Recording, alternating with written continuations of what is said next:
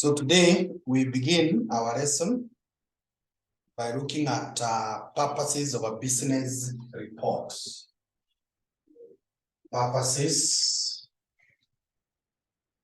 of a business report.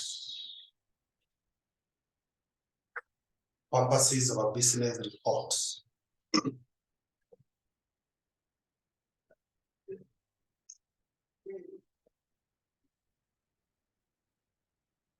Purposes of a business report. Number one, a better understanding. A better understanding of the problem. A better understanding of the problem. Number two, measures progress. Measures progress. Number three, provides facts and valuable data. Provides facts and valuable data. Number four, enables better design of policies. Fatma, good evening and welcome. We have just begun. We can copy. Policies, programs,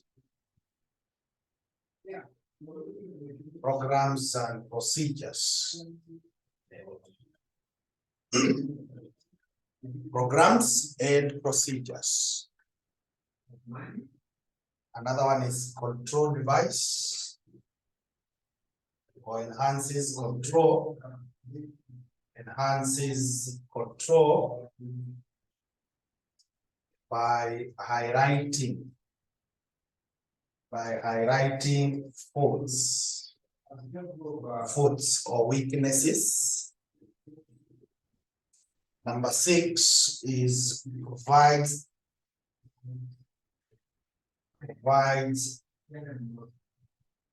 technical and professional knowledge.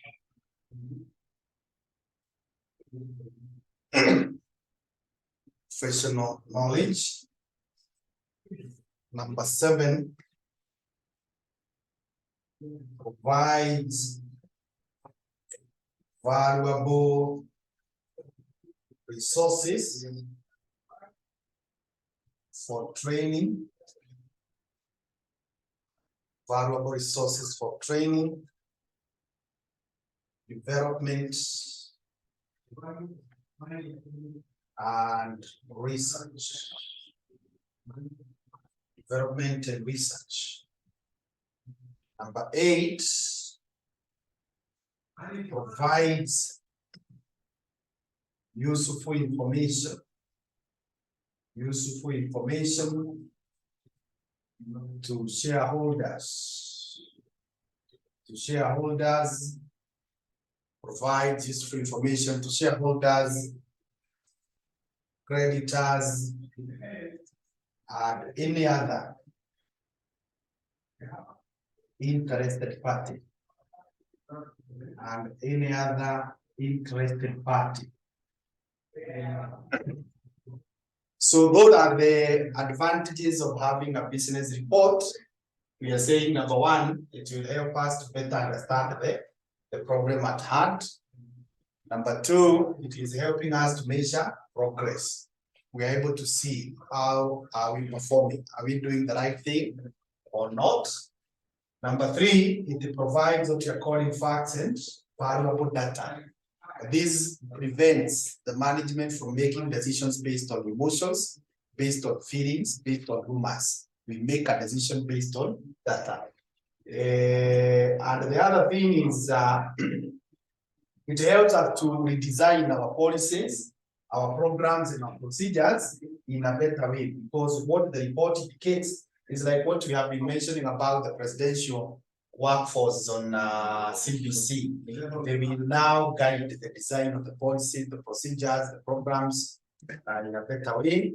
They also help us to control, because they highlight our weaknesses, the faults where we are getting it wrong. And at the same time, they also highlight where we are getting it right. They give us what we are calling technical and professional knowledge. We are able to get to understand exactly what is it that we're doing or should be done. Then those reports, they become a very good ground for training, for development, and even for research. If you look at anywhere, even you where you are employed, most likely when you got there, you are given some documents to read and familiarize yourself with what happens there. So those are reports, and it's from those reports that we train ourselves. Actually, even these notes that we are talking about here, they have been derived from reports. People have done research, and they have given us some of these advantages. They also provide information to the shareholders, to the creditors, and any other person who could be interested in the business. Yeah, so that is about the purposes of business reports. I want us to proceed and look at structure and contents.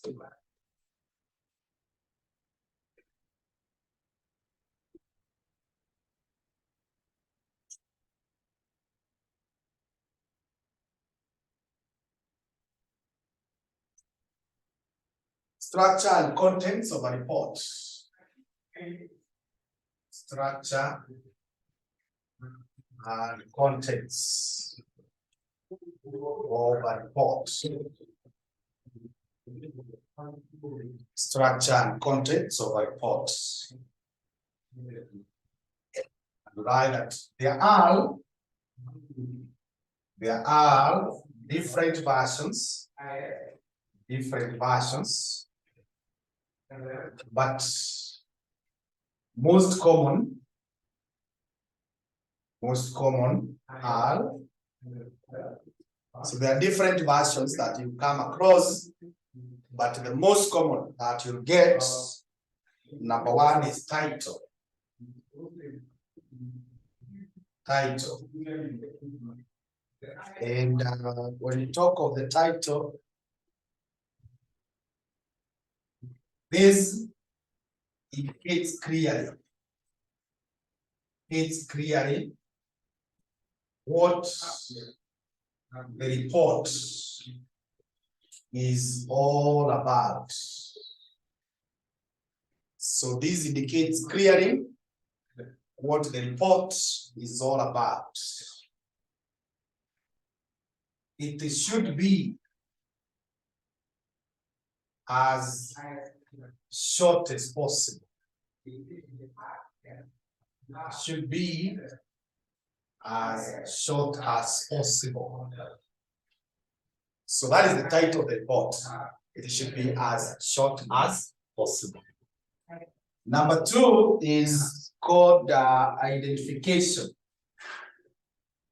Identifications. Right, that this indicates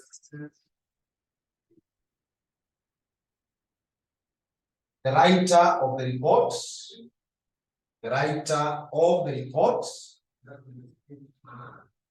whom the report has been written for, whom the report has been written for, and the date of preparation.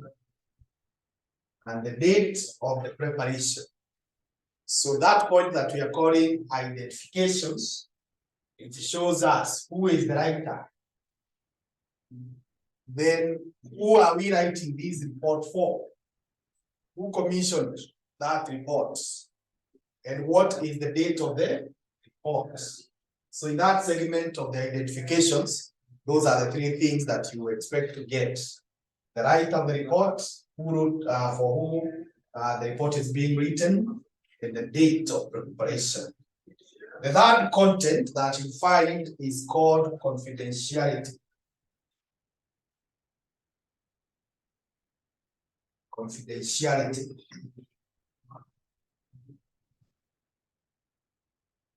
And right, this is a statement. This is a statement declaring that the report is confidential. It's a statement declaring that the report is confidential.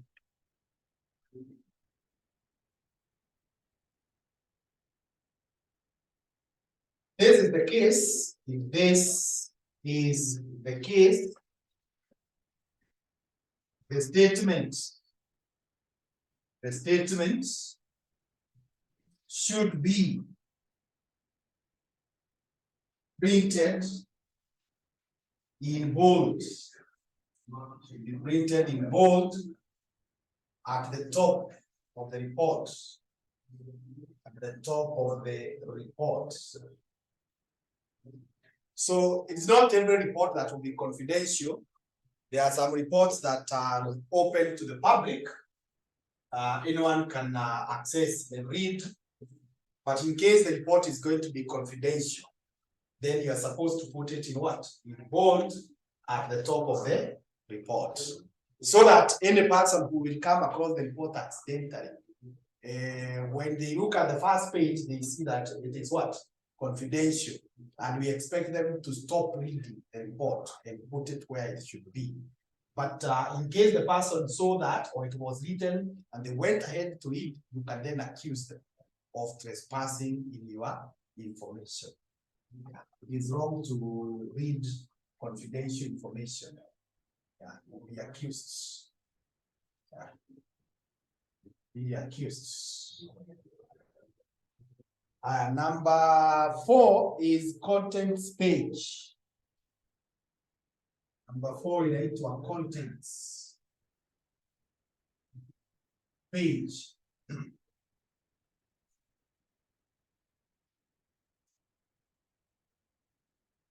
This is used where the report is extensive. It is used where the report is extensive. It shows a list of contents and the respective pages. It is what in normal books we call the table of contents. So in inakuonyesha this topic is in this page, this item is in this page. So this one we use it where the report is very, very extensive. It's a long report. It's a long report. The other one, number 5, is called terms of reference. Terms of reference. Terms of reference. Terms of reference. And these explain why the report has been written. Explains why the report has been written.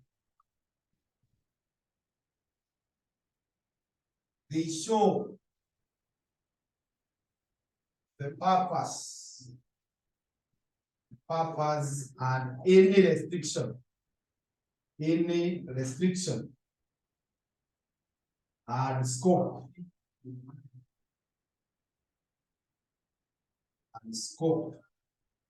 of the report. The scope of the report. It also indicates the date that the report should be, should be submitted. So that is what we call the terms of reference. Terms of reference, it is where you indicate what is it that you have been told to do. Like now that task force is on education. There is what the president told them to go and do. So you will be able to see those terms. And when we talk about these terms, we are showing several things. One, what is the purpose of the report? And what are the restrictions? What is it that you have been told as you investigate this, don't touch on this, just check on this and this. The other thing is the scope, to what extent, Now, when you talk about the restriction, maybe I need to mention, later on when you do auditing, you realize that as an auditor, when you go to a company and you find that they have spent 300,000, you need to be told this 300 was for what? Where was it paid? They should give you what? A breakdown of all that. But if you happen to audit the security department, this Ministry of Defense, the Ministry of Defense does not break down the figures. So for you, it's just to know that they spent what? 300,000. But if when the police are 300,000, mulilala wapi, ama ilipewa nani? No. So we have what? Restrictions. You as an auditor is to just go and confirm. Did they release 300,000? Are there receipts? Or are there evidence that the money was spent? But in other departments, you take them to task to explain every single coin, how this 300,000 was used. Then it is also going to show us the dates that the report will be submitted to whoever had commissioned that. The other one is sources of information. Number 6, sources of information.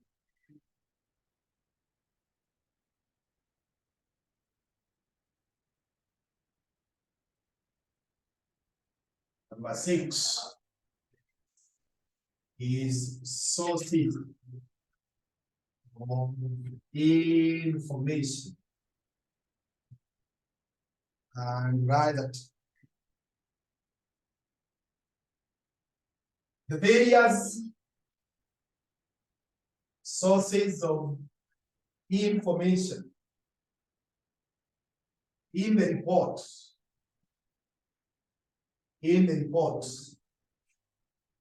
various sources of information in the report should be acknowledged.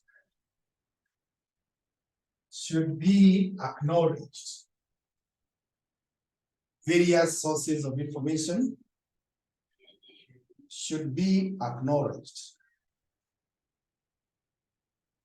If the report is based on primary research,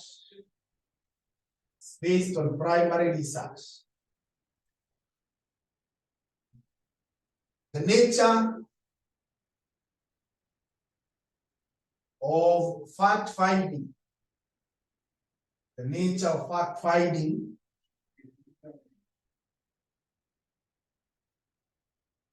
should be explained. The nature of fact-finding should be explained.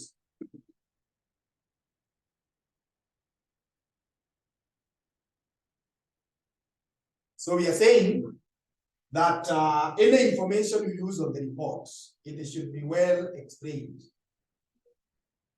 Where did you get the information from? You need to recognize. If you do not do that, in academics, we'll accuse you of something we call plagiarism. Plagiarism is where you use information and you purport ni kama ni yako. It's like what people do in Facebook and other social media platforms. You find someone has written a very nice statement, then unaicopy una post kama ni yako. You need to say, if you have copied that, down there or at the start, you write that it is what?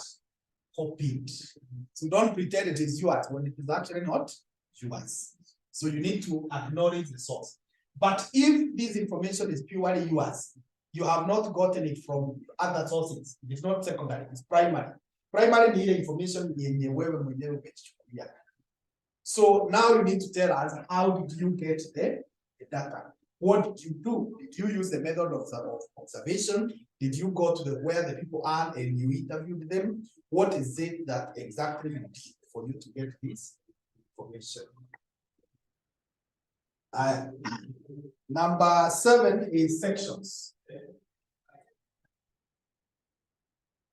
Sections. And write that the main body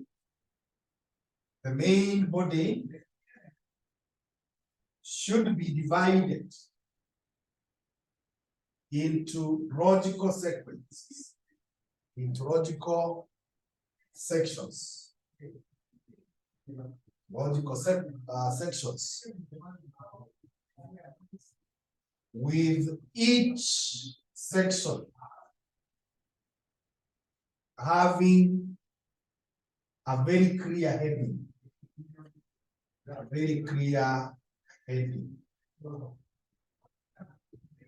The main body should be divided into logical sections. Logical means they are following in a good way, with each section having a very clear heading. Number 8 is appendices.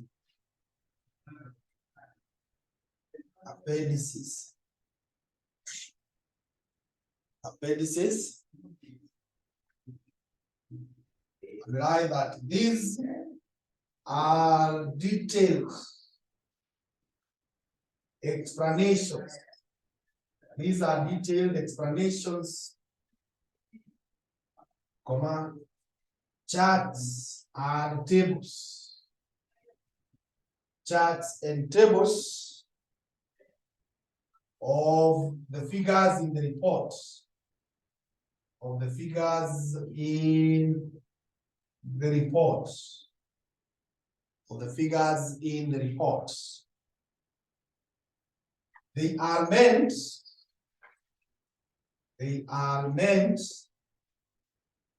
to keep the report short. Keep the report short. And to hold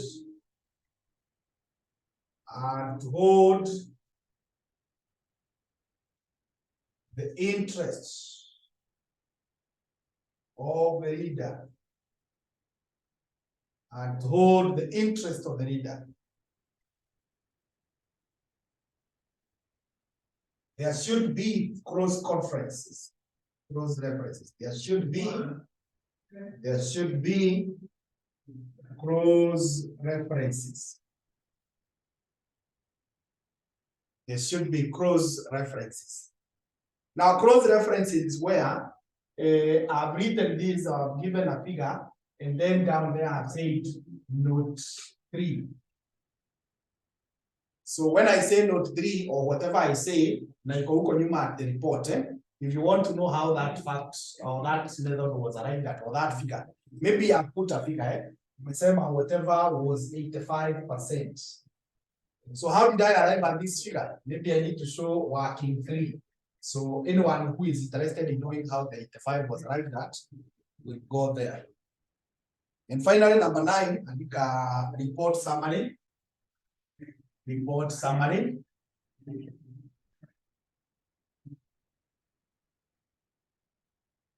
Report summary. And write that this is a highlight of the main points. This is a highlight of the main points of the report.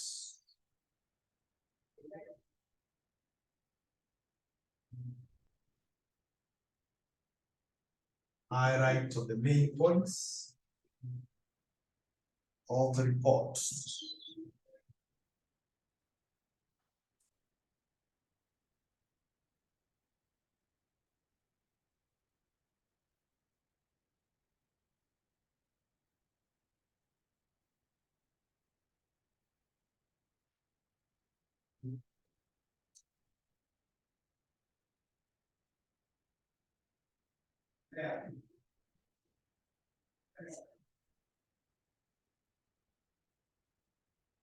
Space command friction.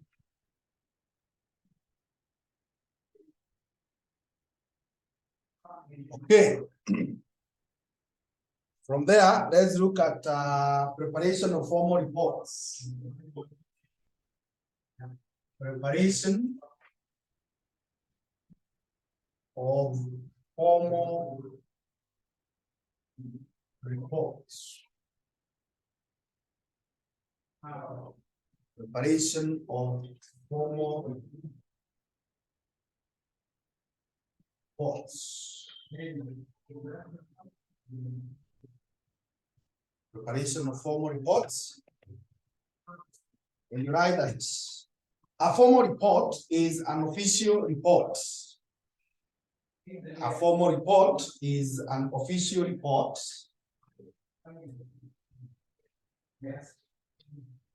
That contains detailed information.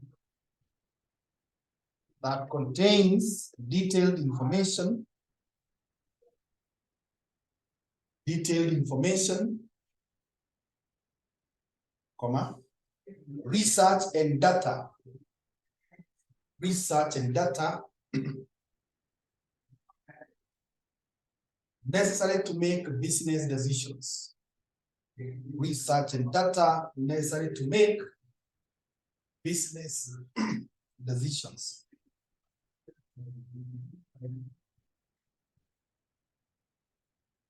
Stop. It is written for the purpose of solving a problem. It is written for the purpose of solving a problem.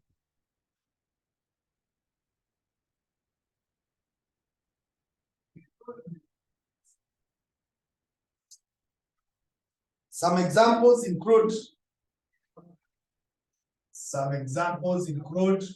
inspection reports,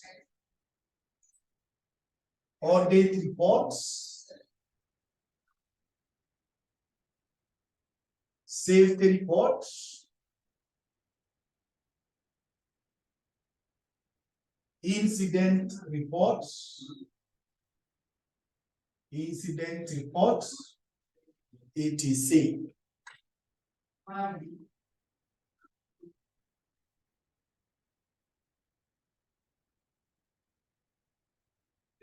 Okay, then down there you write that when writing a formal report, consider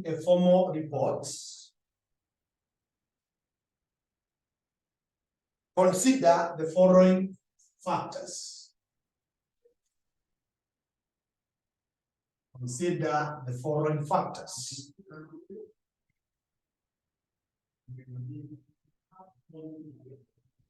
Consider the following factors. Number one is purpose. Number two is who the report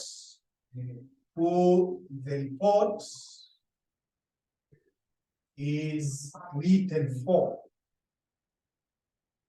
Who the report is written for. Number three is key points of information be included. Key points of information to be included. Number of words and pages required. Number of words and pages required. Number five is the format.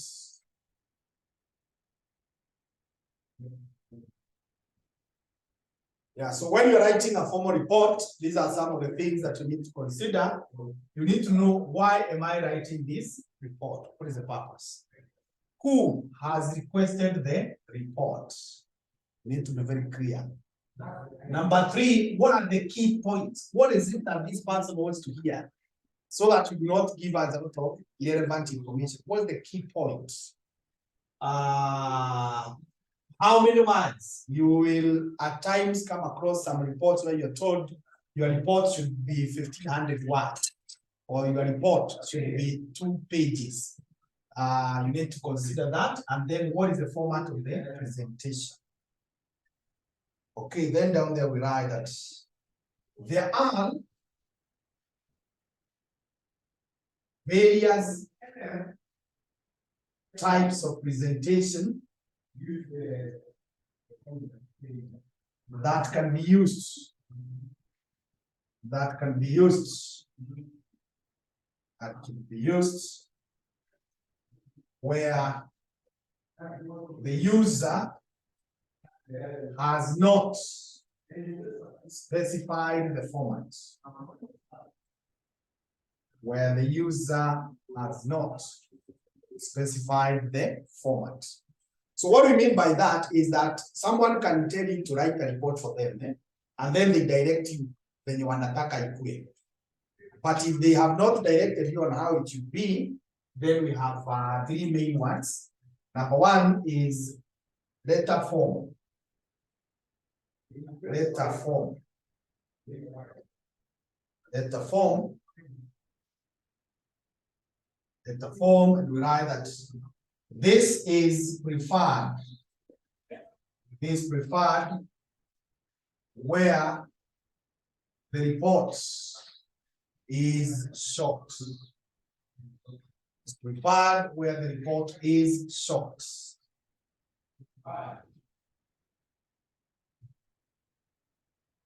It is written in form of a letter addressed to the user, addressed to the person who requested the report.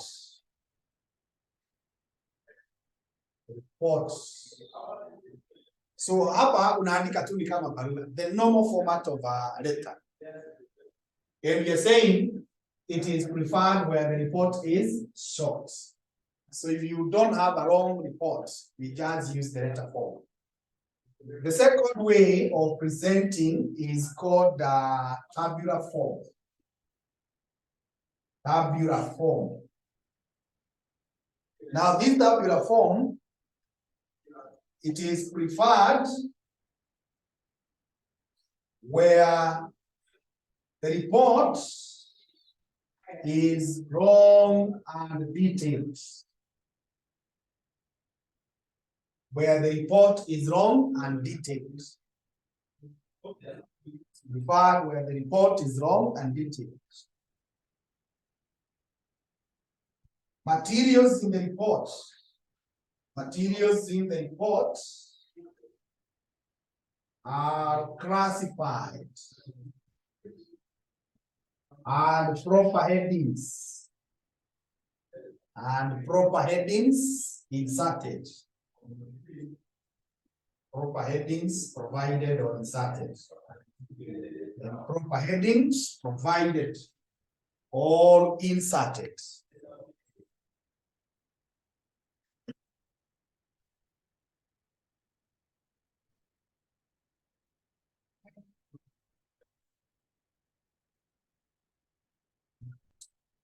Number 3 is paragraph form. Paragraph form. Paragraph form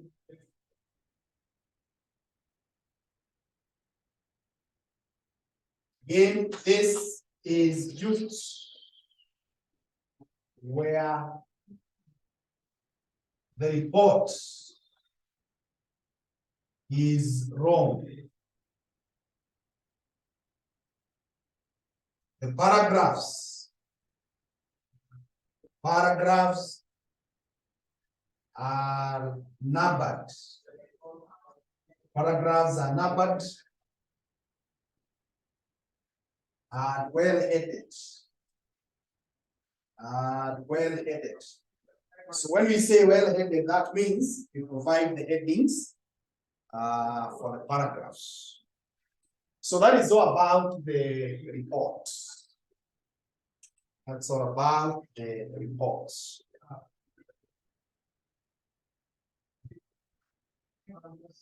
So let's cross over and discuss something called proposal. Proposal.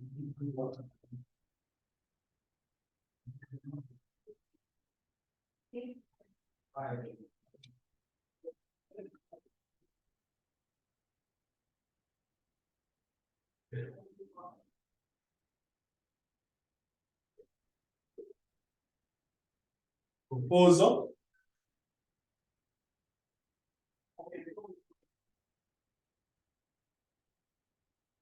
And write that a proposal is a document that is prepared. A proposal is a document that is prepared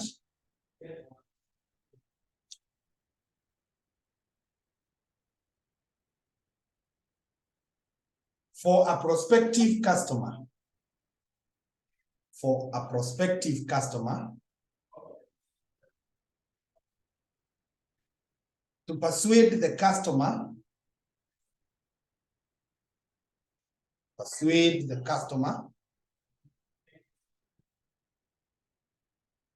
to adopt the solution to a problem. Persuade the customer to adopt the solution to a problem or the fulfillment of a need. Or the fulfillment of a need.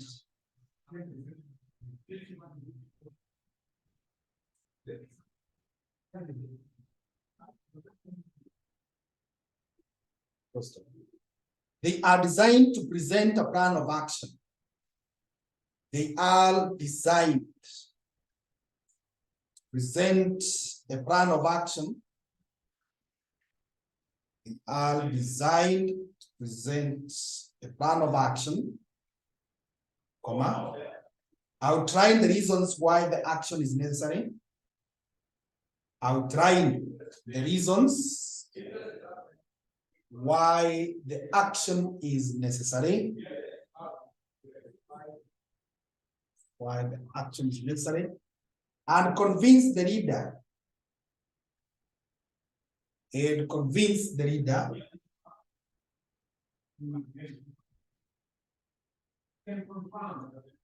Convince the reader to agree with, and approve the implementation. To agree with and approve the implementation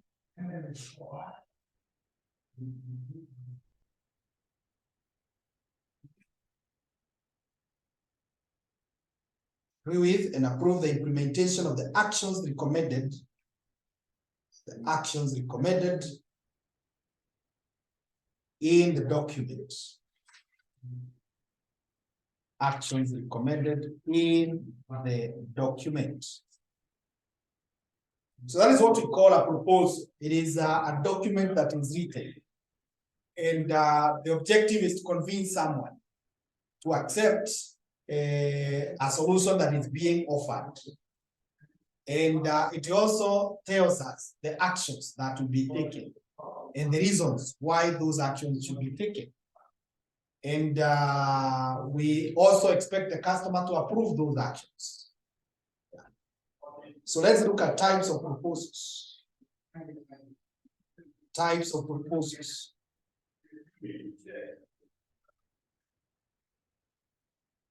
Now the first one is a business proposal.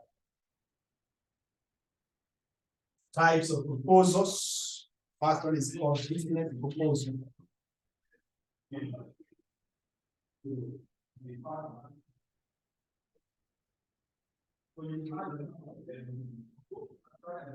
And write that this is a written scheme. This is a written scheme from a seller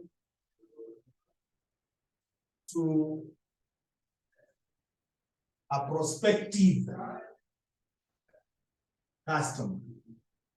To a prospective customer. It's a written scheme from a seller to a prospective customer. It includes company profile. It includes company profile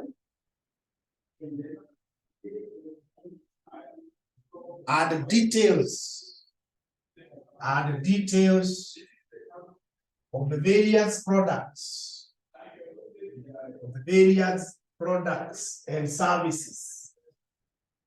The various products and services offered by the company. Details of the various products and services offered by the company.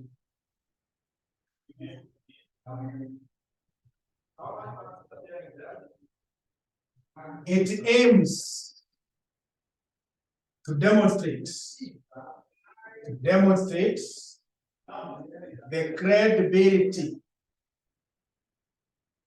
and authenticity. The credibility and authenticity of the company.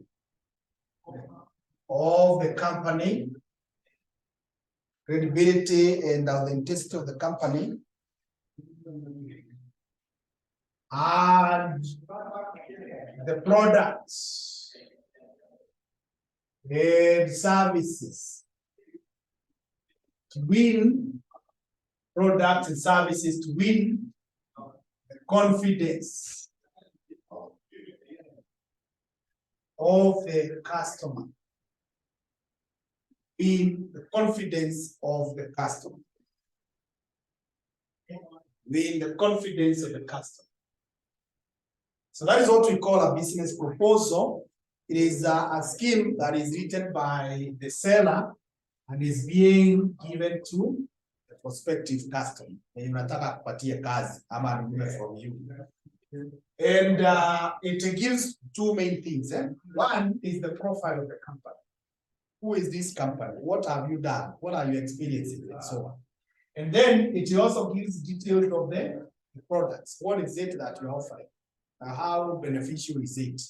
And it also seeks to demonstrate credibility. Credibility has to do with how you can be trusted, how you can be accepted, how faithful you are, and authenticity, how real, how true, how accurate you are, so that you are able to get the confidence of the customer and they buy from you. Number two, inaitwa research proposal. Research proposal. Research proposal.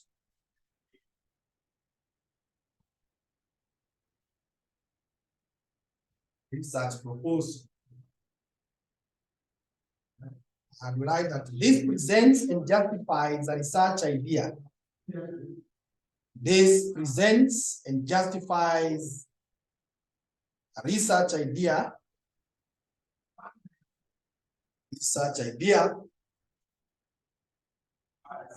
And the practical ways in which it can be solved. And the practical ways in which it can be solved.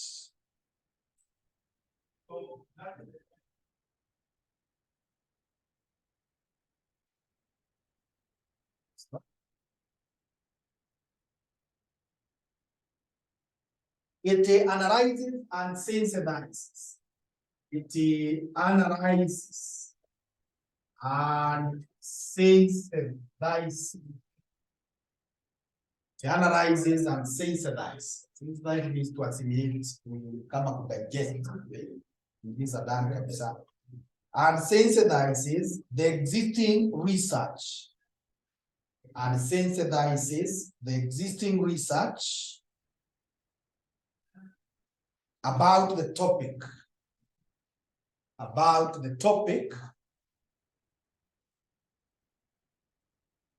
And describes the writer's own idea.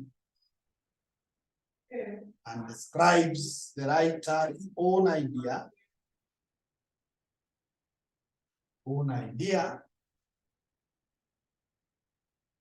For a new study. for a new study based on the assessment of gaps,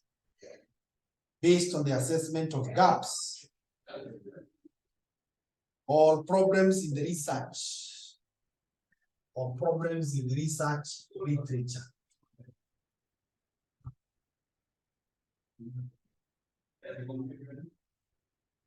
Research literature. So that is what we call a research report. Maybe to say you want to study something like addiction or whichever.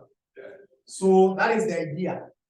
And you tell us the practical ways in which you expect to solve the problem of addiction. But as you do that, you must also tell us how you have analyzed and synthesized other researches and other reports that have been done on addictions. And then you tell us, I have identified some gaps, some weaknesses in these reports. That's why I'm of the opinion we need to do another new research so that we could recommend better ways of dealing with addiction. Number 3, inaitwa technical proposal. Technical proposal. Right, that this is a document that lists and defines. This is a document that lists and defines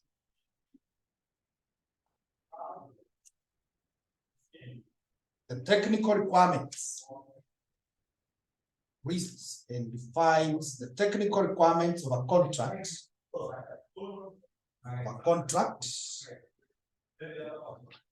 Or a project.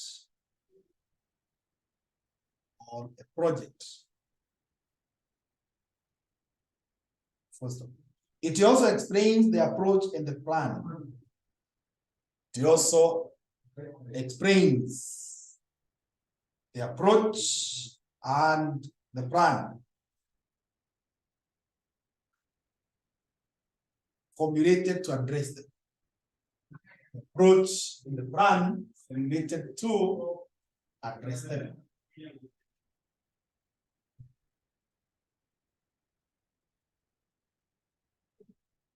So this one, we are talking of very technical terms, technical details, and these are reports that are only written to the experts, people who have the technical know-how. For example, if it's a project, it is written in a way that only engineers will understand. If it's a medical report, only doctors can understand and how they expect to go about it. Number 4 is called formal proposal. Formal proposal.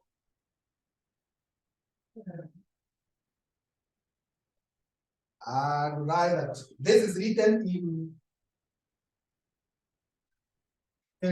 a manuscript.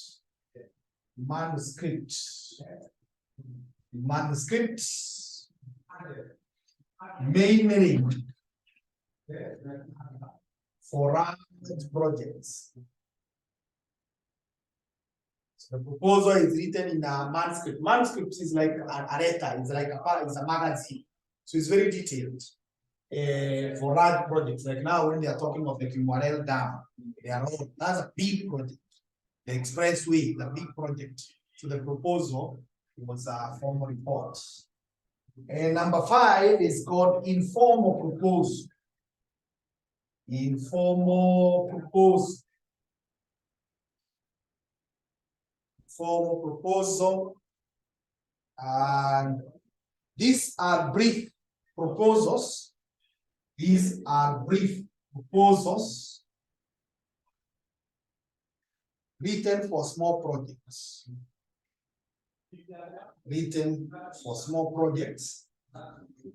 Either in form of letters or memos. They are written for small projects, either in form of letter or memo. The memo, we are doing an innovation in this group. We are buying something small here. Number 6, it was solicited proposal. Solicited proposal. Solicited proposal.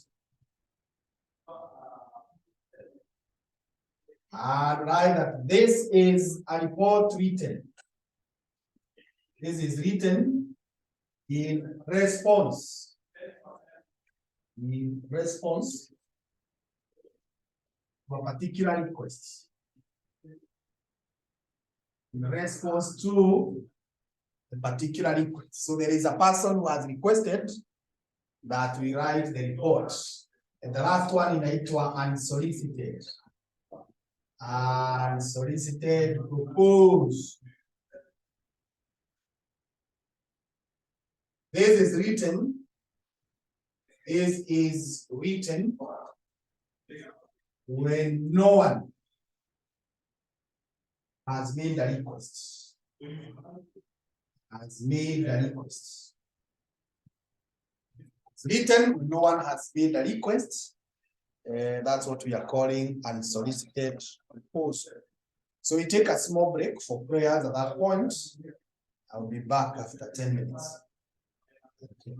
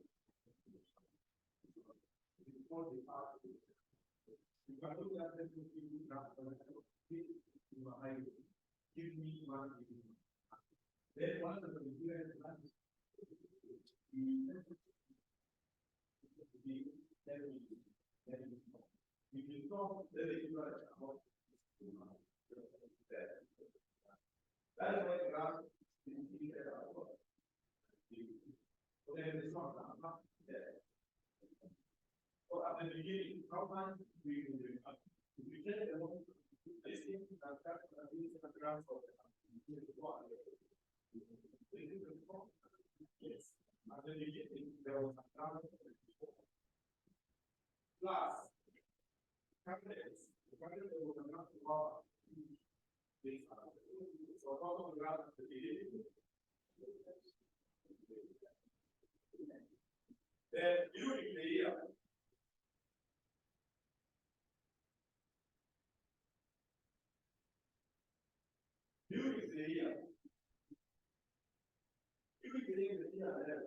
there was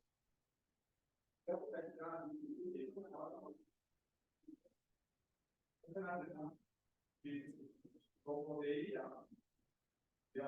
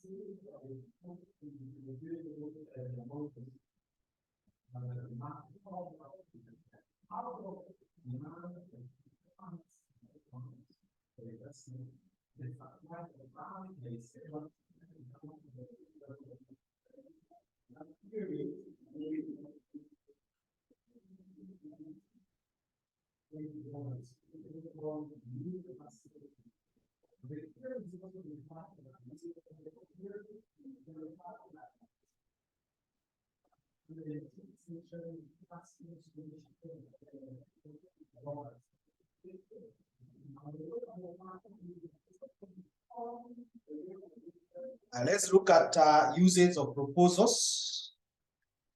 Uses of proposals. Uses of proposals.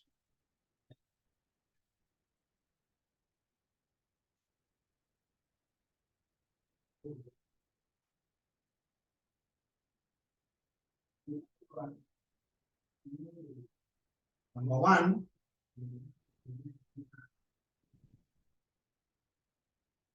to initiate a new project. To initiate a new project. Number two, provide fresh ideas. Provide fresh ideas.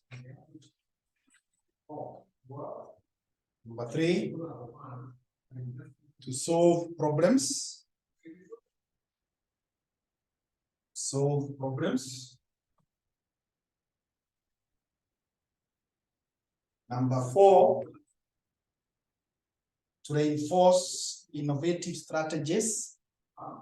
To reinforce innovative strategies.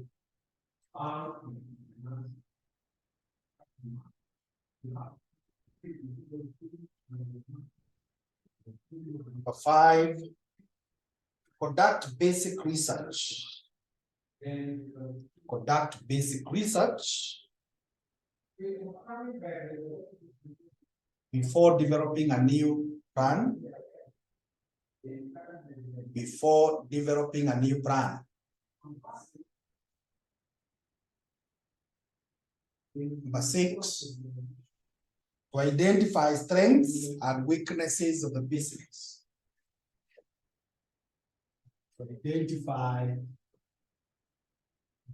strengths and weaknesses of the business. Okay, let's now look at contents of a proposal. Contents of a proposal.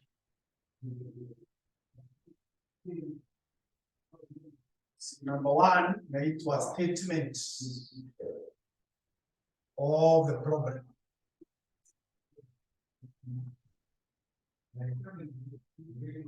Contents of a proposal.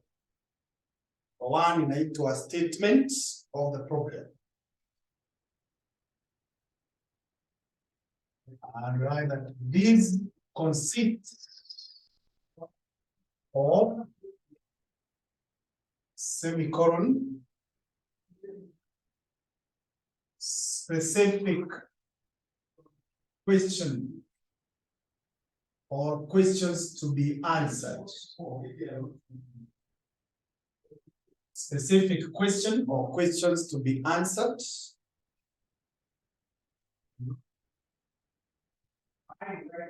Brief explanation of the need of the study. Why do we need to do the study?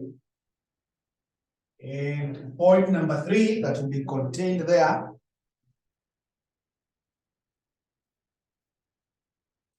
How the results of the new study will contribute to the existing literature, to the existing knowledge. The existing knowledge. So once you do the research, how is it going to help us? Why do we need it? Which questions are you seeking to answer? That is point number one, or part number one. Number two is called literature review. Literature review. Literature review.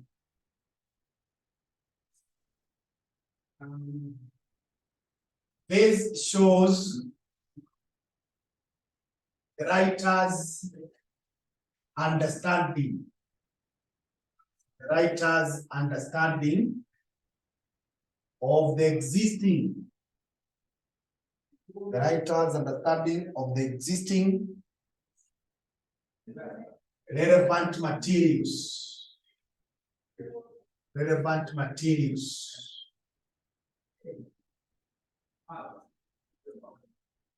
And where the new study will fit in. It shows how well you understand what is already happening, because you don't invent the wheel. You are not the first one to teach communication skills. You are not the first one to do research on addiction. You are not the first one to do research on business. There are many people. So do you understand what they have said? Na hii hapo unaleta how we really fit in there. It highlights the following. It highlights the following. It highlights the following. Roman 1. Central theme.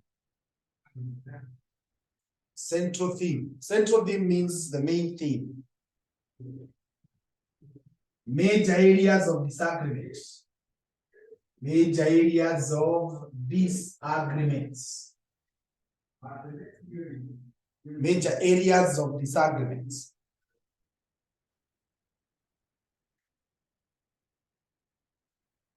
Materials revealed. Materials revealed. So you should tell us your material umesoma. What is it that they are saying? What is their central theme? And which materials hizo umesoma? You must tell us. Umesoma report ya so and so iliandikwa ina hii. Yeah. And then what are the major areas of disagreements? Why do you think that what we have is not enough? Yeah. And you think you need to do a new study? Number 3, inaitwa conceptual framework. Conceptual framework. Conceptual framework. This is the writer's own perspective. The writer's own perspective.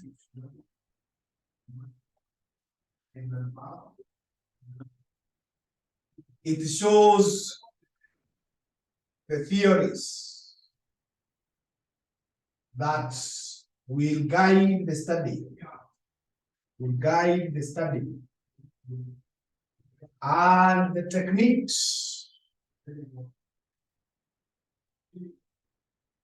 that will be used. Is your own way of thinking. How are you seeing these things? And which theories are you going to use? Which techniques will you use in your work? You need to specify that.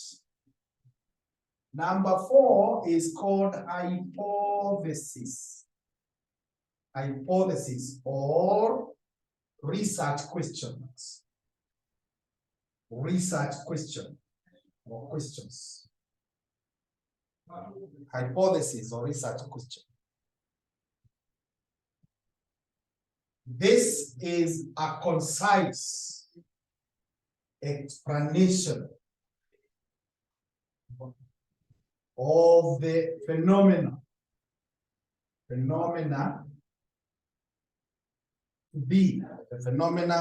to be examined. So you must tell us, what is it that you are going to examine? What is it that you are going to examine? What is the research problem? What is the thinking in this? What is the thinking in this? Number 5 is called methodology.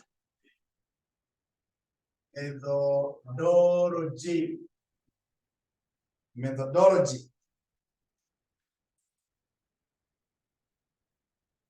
This is a description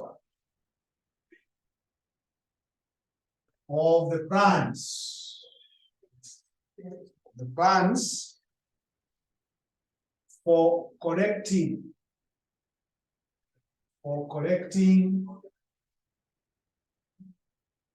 and analyzing data.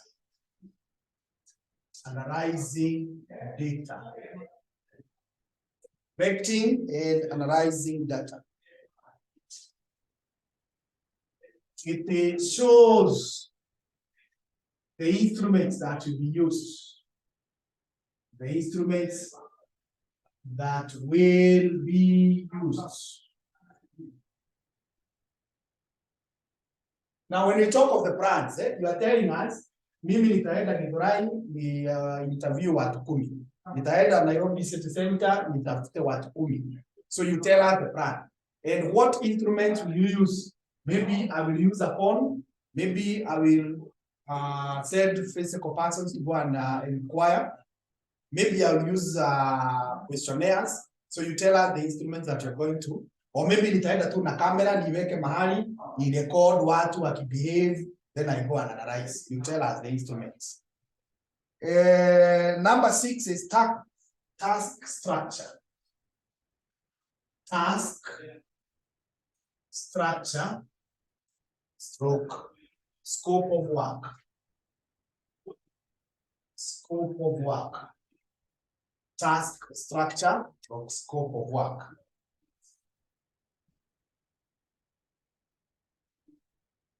This shows exactly what will be done, the sequence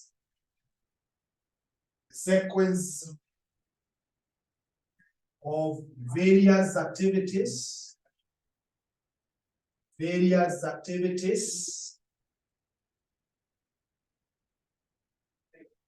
and the expected results.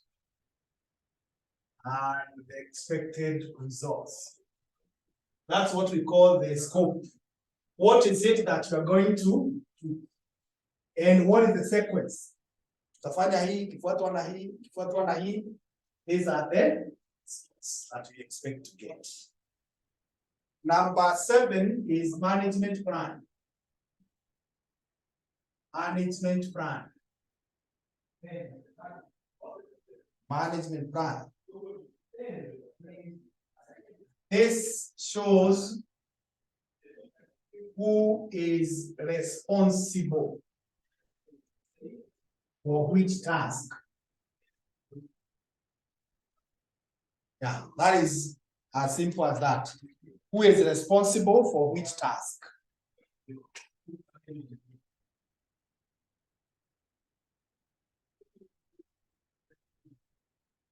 Number 8 is staff and institutional qualifications. Institutional qualifications.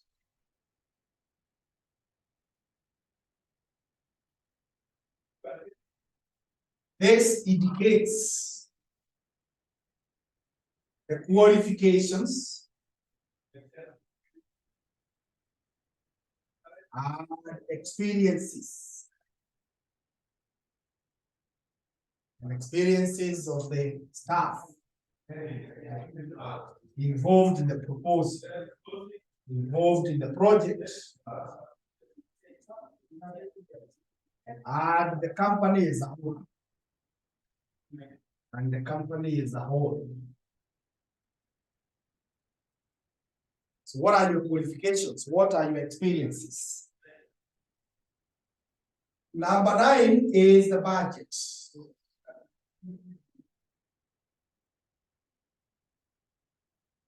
This shows reasonable cost estimates. Cost estimates and the method used. And the method used get the estimates.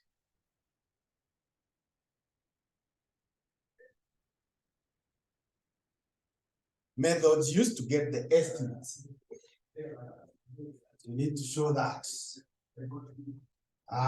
Maybe we need to say too low or too high is unattractive. Too low or too high a budget is unattractive.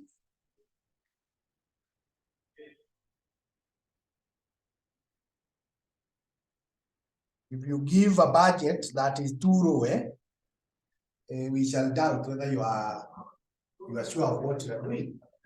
You tell us you want to go and gather data in Mombasa, and you are saying we give you 3,000. Chances are you are here in Nairobi.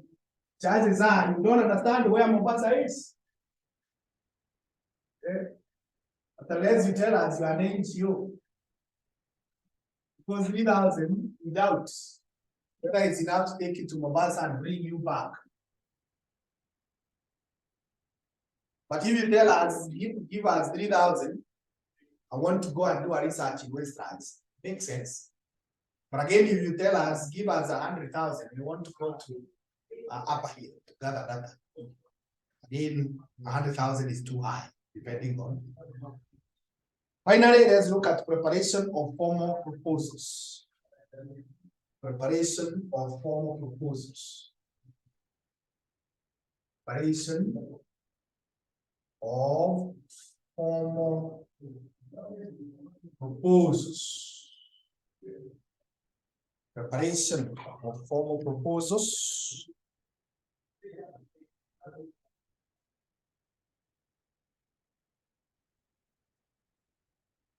And realize that these are normally written. These are normally written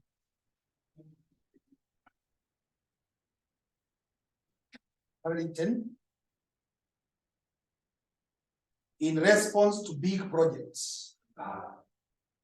These are normally written in response to big projects and may contain 200 or more pages. And may contain 200 or more pages.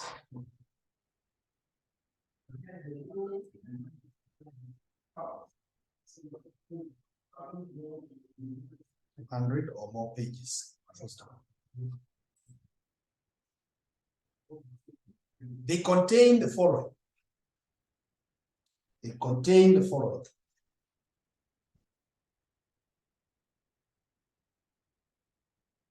One, a copy of requests for proposal. Normally call them RFP. A copy of request for proposal. That's what we call solicited. Solicited. Number two, a letter of transmittal. A letter of transmittal.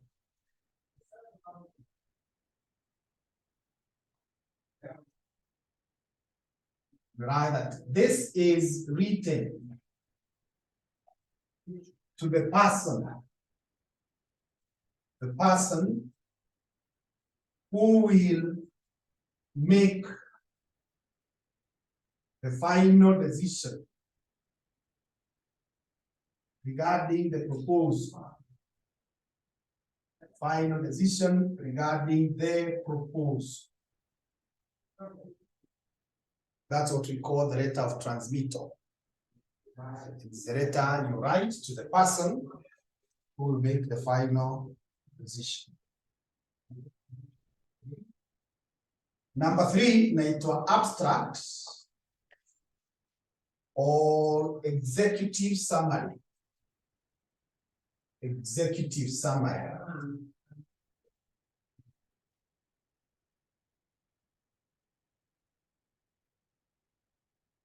This is a brief highlight. A brief highlight of the main items. Usually written for experts.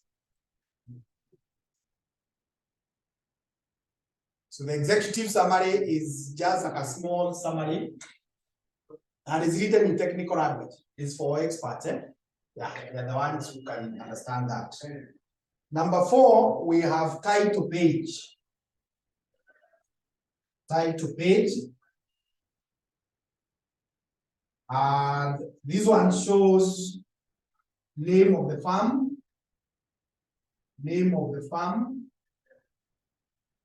RFP number,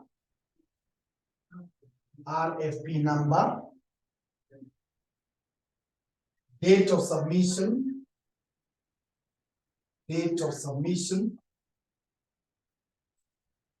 and customer or owner's name.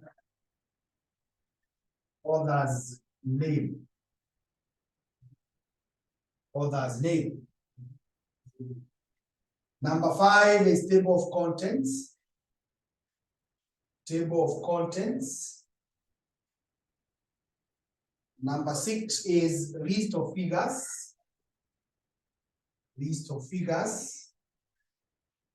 And number 7 is appendix.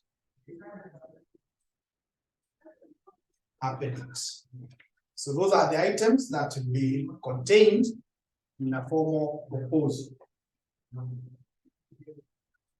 Good. So we call it a day at that point. We shall pick up from there next week. Thank you so much.